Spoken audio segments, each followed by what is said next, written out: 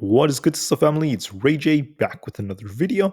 And in this one, I'm going to break down what's going on with Tesla, SPY, Nvda, the QQQ, and a couple of other tickers. I'm going to break down why tomorrow is going to be a very important day as we have some big data coming out that's going to shake the markets most likely. And I'm also going to break down what the news just said about Tesla and how this could affect the share price as time goes on. But before I break anything down, all this information, before I get into any more details, let me just mention a couple of things.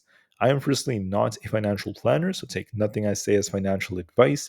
And also, if you guys can, please check out the Moomoo link, which is down below and in the description. If you sign up for Moomoo, the link down below and deposit $100 into the account, you are guaranteed up to 5 free stocks. This offer ends in just 2 days, so check it out before they run out.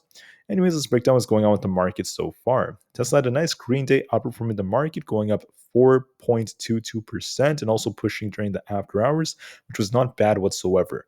My view of Tesla was very unbiased yesterday. I told you guys that could go either up or down depending on the reaction after Moody's news. And I was also a little bit more bearish on Friday. That is true. I wasn't sure what would happen with Moody's news. But this morning, my view changed after we got this bullish news from Tesla, and Tesla was looking bullish. I told you guys during the pre-market, Tesla should see some upside, and that's what played out.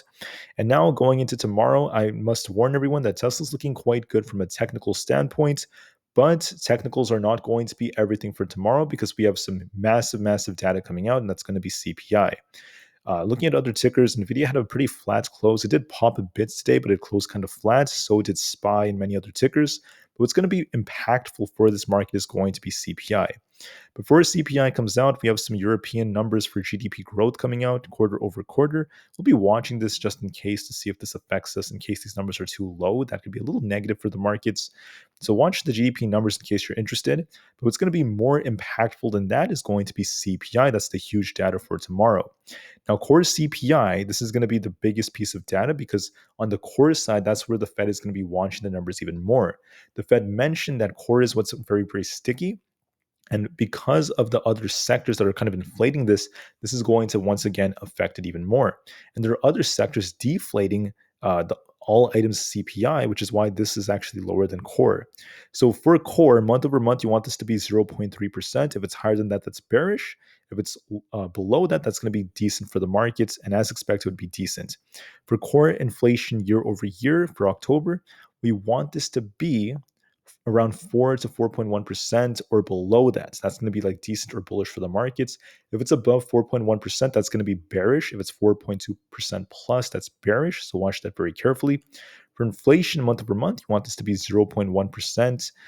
Anything above that would not be the best. And then for year over year, you want all items CPI to be around 3.3%. If it's below this would be bullish. If it's a little bit above this, it's not going to be as bad because the previous report was like 3.7%. We'll be watching this very carefully to see. But remember, CPI for all items is not as big as something as like core CPI. The Fed will be watching that carefully. Now look at the current trend in the data. I just want to show you guys the charts right here. This purple line would be core CPI. You can see this has been on a decline.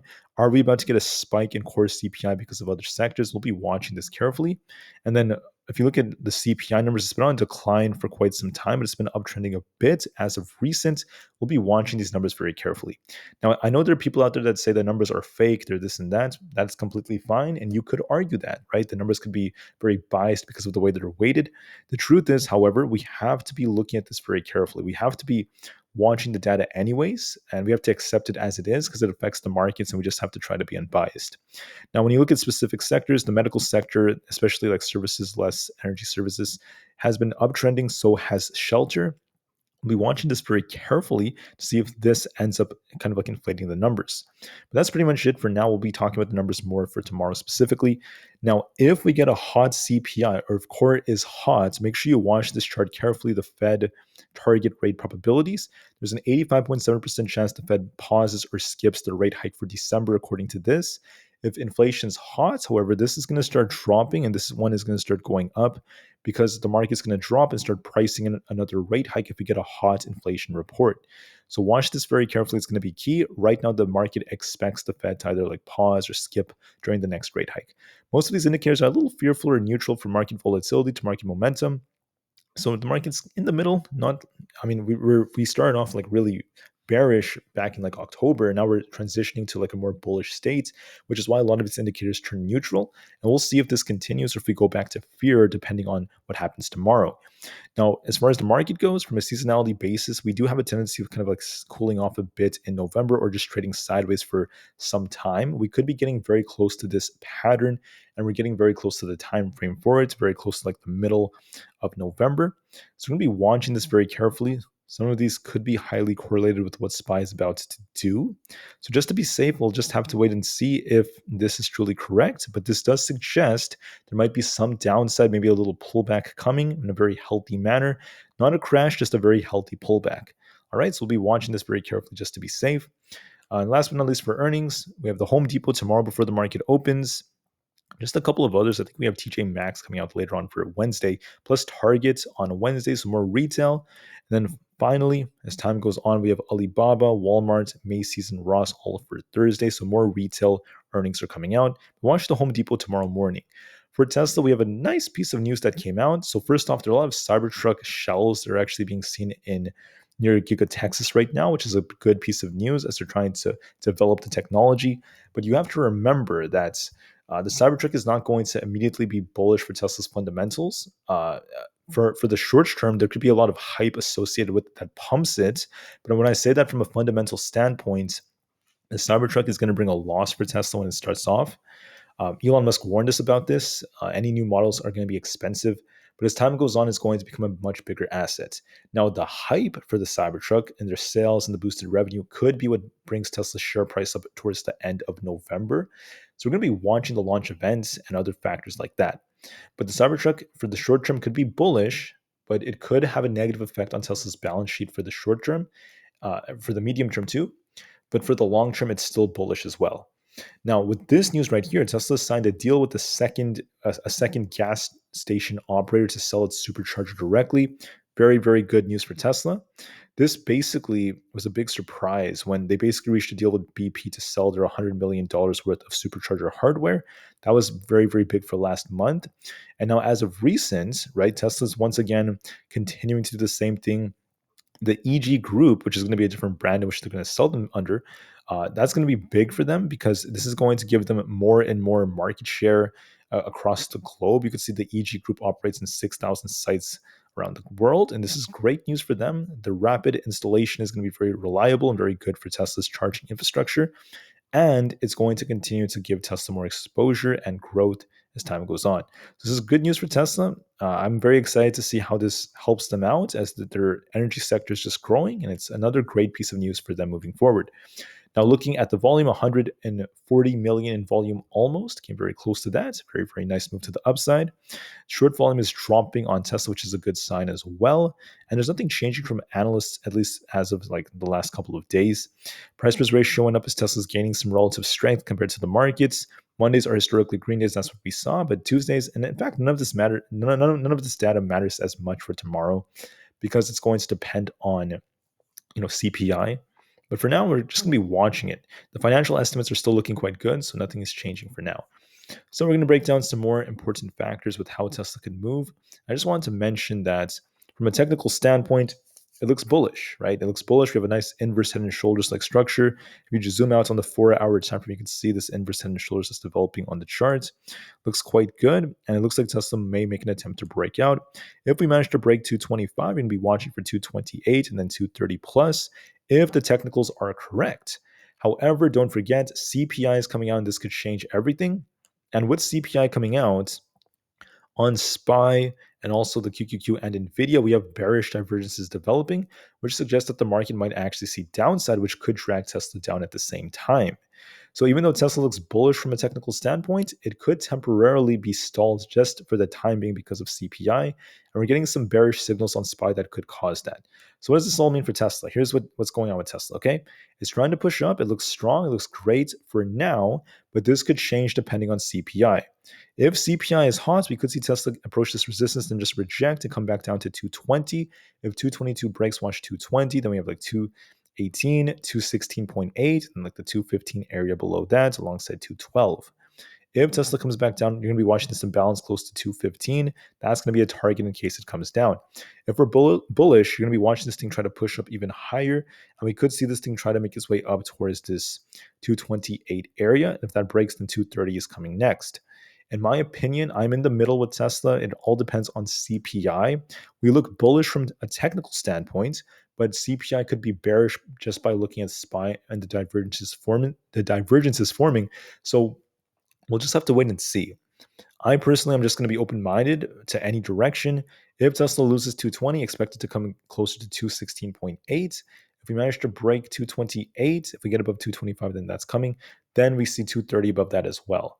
We'll just wait and see on Tesla, but we have more confirmation on SPY.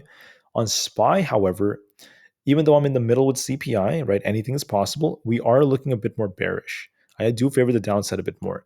So this white trend line, right, we have this white trend line, which is just based off historical resistance from many different levels. This is going to act as resistance.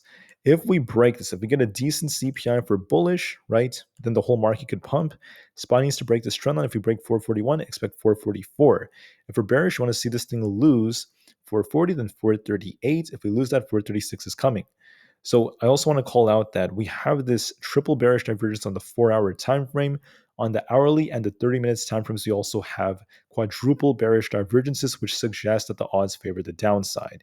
So even though I'm in the middle, I know anything is possible, right? I'm going to be open-minded. I do lean a bit more bearish. I think that the odds favor a cool-off thanks to CPI based off technicals. So just to be safe, we'll have to wait and see. And just know that there's a risk of the downside. Now, for a couple of others, such as Nvda, on the 4-hour time frame, Nvda also happens to have a bearish divergence that is continuing to develop. It has not been validated just yet. And if you look at the bigger time frames like the daily, you will see that Nvidia is looking quite strong, but it's getting very close to some tight resistance. We have tight resistance very close to 490, and above that we have like 500 to 502. So we'll be watching this very carefully. Nvidia is very simple. If we get a big pump after CPI, hypothetically, this thing could pump to like 500, then reject. If we fail, thanks to the bearish divergence, and it ends up coming down, then 480 is going to be coming. I'm leaning in the direction of this thing coming back down to like this 480 area, 479 to 480. I think that Nvidia is going to cool off a bit, and I think that this bearish divergence might play out. So we'll be watching to see if this thing starts dropping back down to test these lower levels. It could get very close to 480 if that ends up being the case. So there is a risk to the downside. On the QQQ, we had a bearish divergence and this thing is making a lower high, but this also looks like a possible inverse head and shoulders. So it's very mixed, very flat, and it's just waiting for CPI. If we're bullish, 378 needs to break after we got this like back test of this trend line and a bounce. I was talking about this yesterday as a possibility. Had we broken this, we would have turned bearish. But anyways, if we break 378, watch for 380 to come. If we end up losing support at 376.5, expect this thing to retest 376 flats at this white trend line right here. If we lose the trend line, the white line breaks, it's going to start sinking all the way down to 374 towards this imbalance down here. All right, so if we lose this trend line, the white line here, if we lose that, we're bearish. That's very close to like 376-ish. If we're bullish, you want to break and hold 378, then we could be seeing like 380. Right now, I'm in the middle, but I'm leaning a bit more bearish looking at the current technicals. When it comes to Apple stock, Apple is also looking a little bit more bearish, because the daily chart is starting to curl a little bit. We had a weak daily close, and the 4-hour time frame is also looking a bit more bearish. So it does favor the downside a bit more. If Apple ends up sinking and losing 184.5, but then 183.47 is next, very close to like 183.5 that supports. And if we lose that, then 182 is coming. If we're bullish, you want to see 185 plus and a breakouts to like 186.6, then 187.5. My guts tells me that odds favor the downside and Apple eventually coming down to these lower levels. So I do favor the downside, but just to be safe, we'll just have to wait and see how things go. I think that's it for the main 5 I typically talk about. So once again, for Tesla, guys, from technicals, it's looking a bit more bullish. It looks like it wants to push up higher, but CPI could change that, and CPI could trump these technicals. Okay, and the reason for that is because CPI has a big effect on the Fed, and the Fed's policies will affect Tesla and the overall market's algorithms. And the technicals on SPY, QQQ, and Nvidia and Apple all suggest there's going to be some downside coming soon, and they do suggest there might be a rug pull soon. So that could negatively affect Tesla. You want to be watching that very carefully. For the other tickers out there, I'm going to be very fast with this part. Microsoft, if we're bullish, you want to see this thing retest 370. If we're bearish, you want to see it break down to 364. If that fails us, 361 is coming. My guts tells me it's going to test 364 and break to 361, and we may see some downside. On AMD, if we're bullish, you want to see this thing break above 118.5 and then break out to about 120. If we're bearish, you want to see it lose 115.49, the 20 EMA. If it breaks that, it's going to come down towards 113ish. I could see that. My gut is telling me we're going to see downside. I think that I favor the downside a bit more looking at technicals and maybe even CPI, but just to be safe, we'll wait and see. If Netflix is bullish, 448 could be retested for 450s, which is where we have some tight resistance. If we're bearish, you want to see it lose support at 442. If we lose that, then 440.8 is coming, followed by even more downside. I do favor the downside a bit more, but just to be safe, we'll wait and see.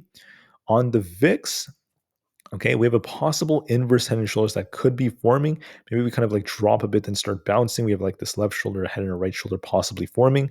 But if it doesn't really like complete that right shoulder, it could just start launching up. If it gets above 15.7, that's when this thing is going to turn bullish. 16.75 should be coming for this gap fill up here if it breaks above 15.7. So we'll be watching that very carefully for tomorrow. The odds do favor either a drop in pop or a pop on the VIX because of the market possibly cooling off. The SQQQ also had a bullish divergence. If this thing starts breaking above 17.8, watch for this imbalance to fill close to 18 plus. That could signal more potential downside. On the dollar, if we break 106, we could turn bullish. If we break down below 105.3, we could turn bearish. We'll be watching direction just to be safe, so we'll just have to wait and see. For Coinbase, if we're bullish, you want to be watching to see if this thing can break resistance right over here around this 94 area. If we break this, then 96 plus is coming. If we're bearish, you want to see this thing lose, basically break below 90 to 88. The entire range is where we have support. If we lose that, watch 87.2, and if that breaks, 85 is coming. My gut is telling me the downside is looking more strong on this, so we might see some more downside. Same thing with Google. I do favor the downside, but if we're bullish, you want to see it break 135. If we're bearish, you want to see it lose 132.7. If it loses 132.7, watch for 131.6 to be tested. The odds favor the downside, so just to be safe, we could see this thing get very close to 130, so watch that very carefully. The 10-year Treasury yield is kind of flat. This is going to start popping if we get a hot CPI, so be very careful, especially as we have this gap. We'll wait and see what this thing does after CPI. If we're bullish on Amazon, watch for 145 if it breaks 143.67. If we're bearish, we want to see it lose 141.8. If that fails us, it's going to come all the way down towards 139. In my opinion, thanks to the bearish divergence, in fact, this is a triple bearish divergence. I believe it's a triple or a double. Let me just double check this. It's looking like it's actually a double bearish divergence, not a triple. So not as strong sell signals, but I think this might retest 139. So I lean a bit more bearish, but just to be safe, we'll wait and see. And then for Meta, we have a bearish divergence also developing. Even though this thing is trying to uptrend even more, it's looking quite good on daily. CPI could change everything. If we're bullish, it's going to try to break up to 335. If we're bearish, it's going to come down to about 323. My guts tells me 323 may be retested at the 20 EMA, so I favor the downside a bit more. With that said, guys, thank you all so much for listening. I hope this video was helpful for the people out there looking at the different levels. I am open-minded. I'm always prepared for anything when trading, but just know that the technicals right now for many tickers suggest there's downside coming. CPI and looking at previous data does suggest that too. Tesla does look bullish from a technical standpoint, but technicals are not everything. CPI could trump that completely. So that being said, we'll see what happens for tomorrow. Make sure you watch support and resistance, and CPI is going to be very telling. There is a risk to the downside, so just be very careful for the broader markets. All right. Thank you for listening. Have a good one, and I'll see you guys very soon from here on out. Thank you, and peace out.